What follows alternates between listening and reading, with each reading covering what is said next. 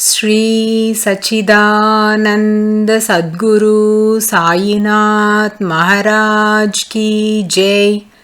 Sri Sai SATCHARITRA, an insight. Episode 258. My humble prostrations at the lotus feet of our Sadguru Sai. By the divine grace of Sai, an attempt has been made to translate the gist of the divine discourse of Sri Ramanathan brother telecasted in Sai TV. This is purely done to share the glory of Sai and his divine teachings with more insight to the aspirants. Om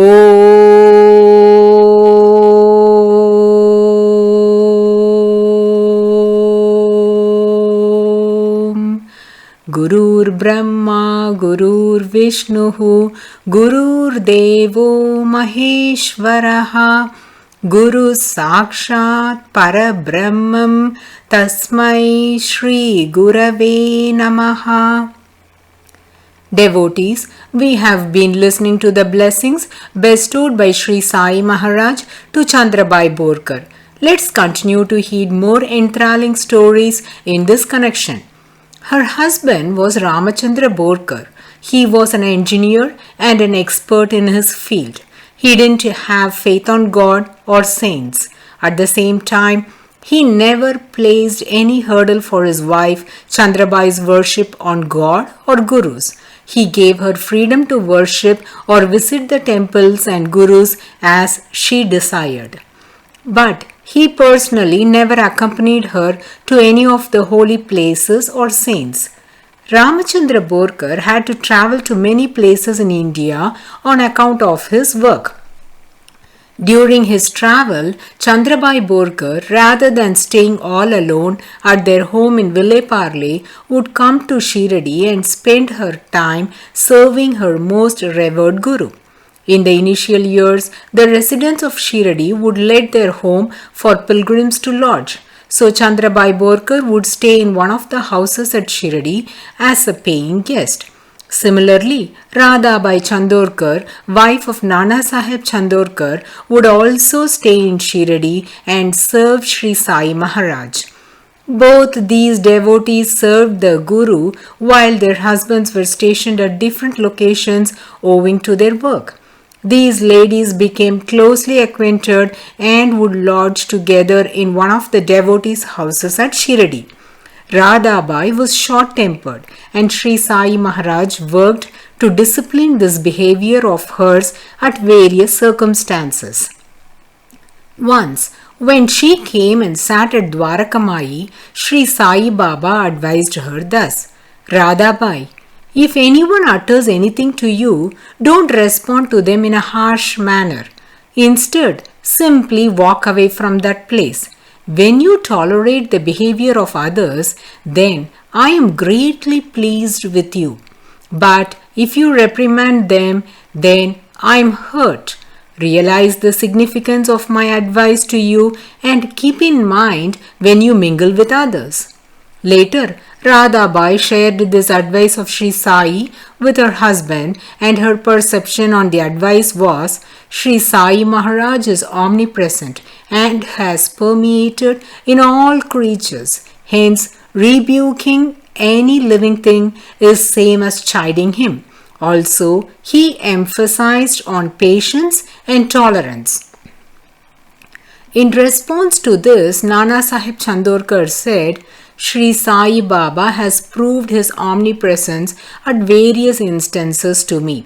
Devotees, we have discussed those in the earlier episodes and it's worth recalling now. Nana Sahib Chandorkar said, once Sri Sai Baba told me, I want Puran Poli now. I immediately arranged to prepare the Puran Polis and offered it to him. Sri Sai Maharaj didn't even touch the plate. He just glanced at it but tasted it in the form of a fly and went away. I couldn't recognize the fly to be Sri Sai Maharaj, so I kept reminding him to taste the sweet, whereas Sri Sai Baba didn't heed to my request, so was very upset that Sri Sai Baba didn't even taste a small piece of the Puran Poli. The purpose of this divine sport is to inculcate the thought that He is present everywhere and in everything and to strengthen faith in Him. So Sri Sai Baba said, Nana, I have already tasted it. Now you take the plate. Whereas Nana was pondering, Sri Sai Baba said he is hungry and wanted Puran Poli. So I managed to get it for him. I offered the Puran Poli and stayed next to him to see him relishing the dish, whereas Sri Sai didn't even touch the sweet. Then when did he eat it? So Nana voiced out his thoughts to Sri Sai Baba. Sri Sai Maharaj said, I came in the form of a housefly and ate the Puran Poli. Food that is consumed by any living being reaches me. Nana Sahib Chandorkar was unable to perceive the gist of this statement. He only felt that Sri Sai Maharaj was trying to ignore his request by giving some excuses. Sri Sai Baba read his mind and asked, Nana, don't you believe me?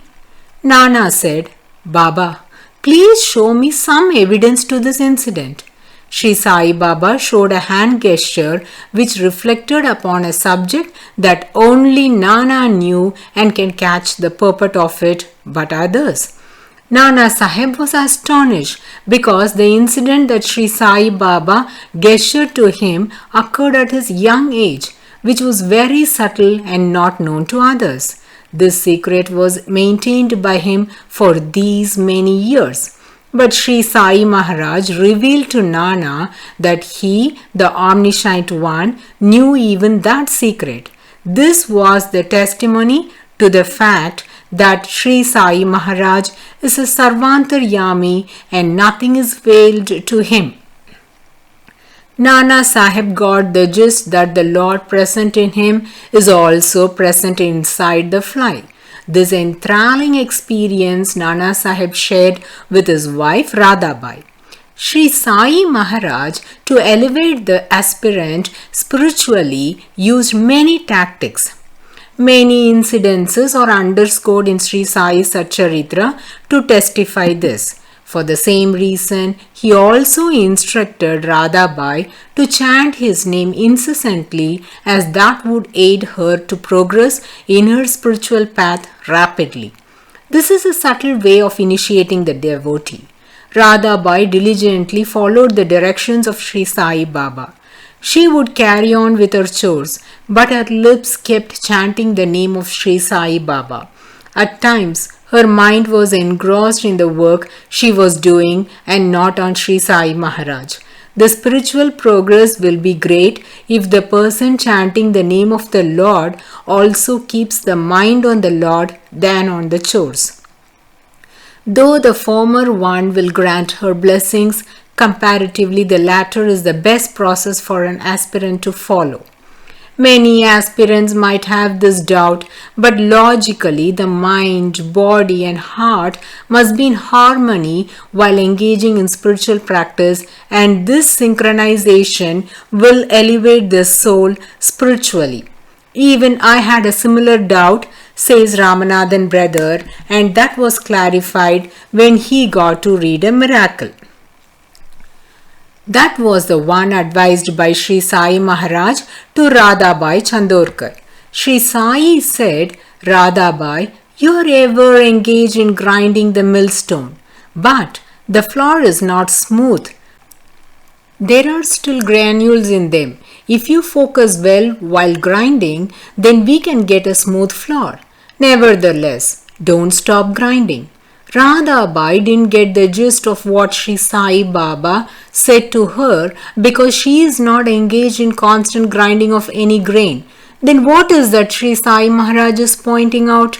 The import of this assertion is, you are chanting the name of the Lord incessantly. This is like grinding with the millstone, but while chanting, your mind is not focused on the Lord. It is not fully attentive. Hence, the output, that is the flour, is not getting grounded smoothly, which means your bad karmas are not eliminated completely, leaving few granules behind, but never stop grinding.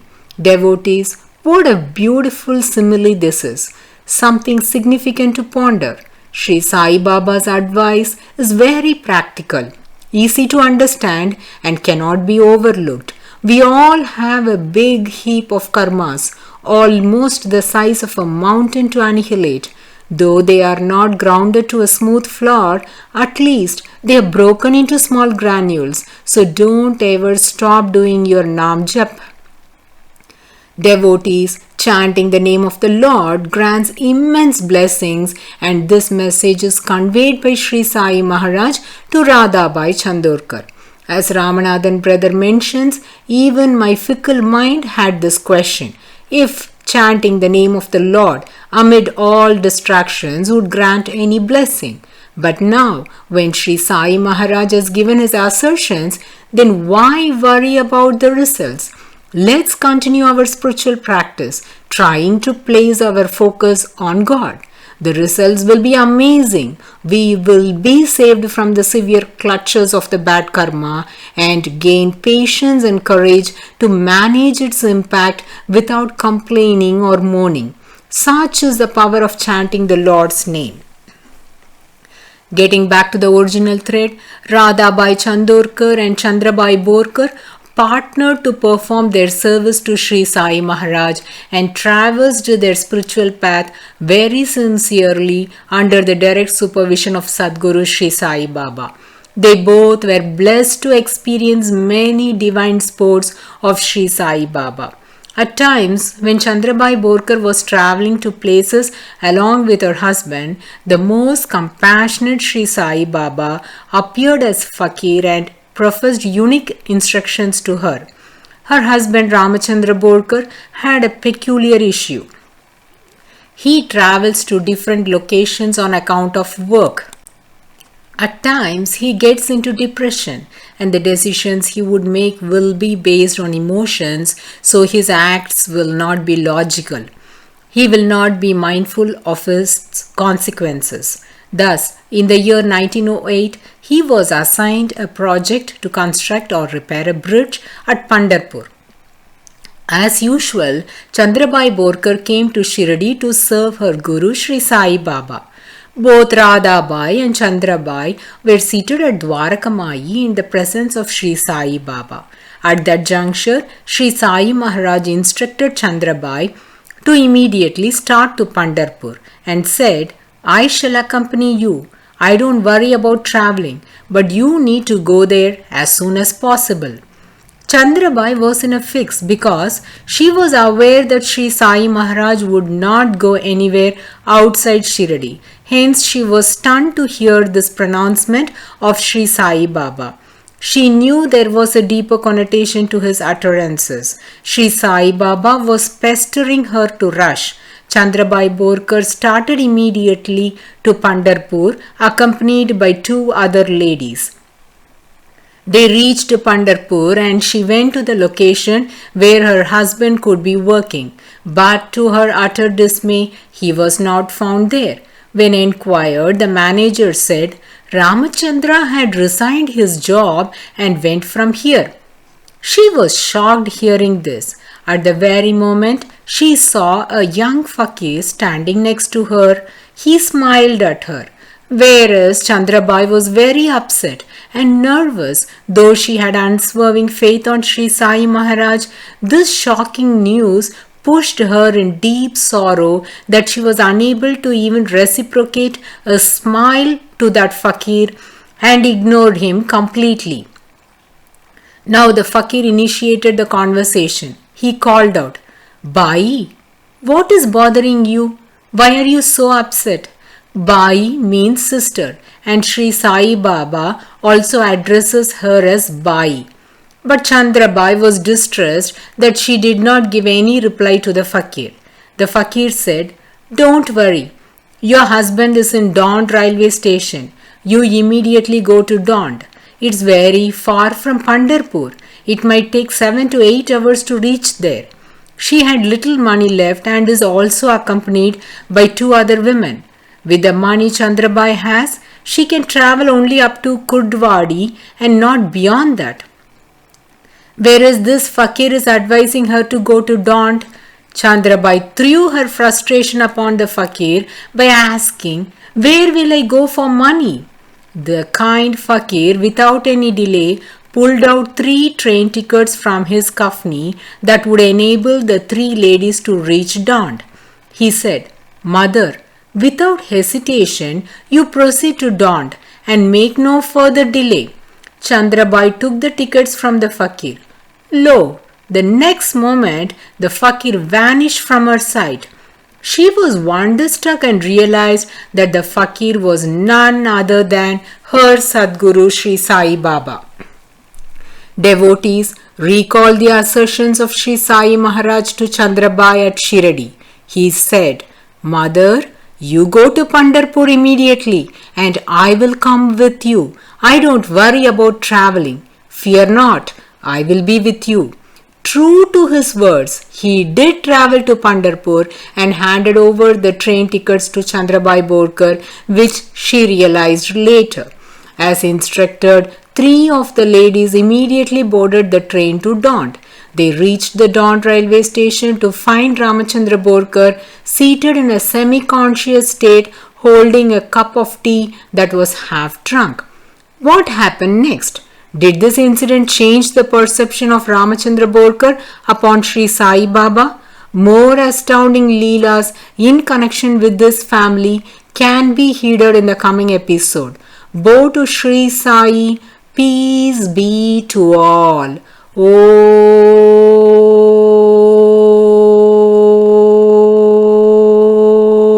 Om Sai Ram.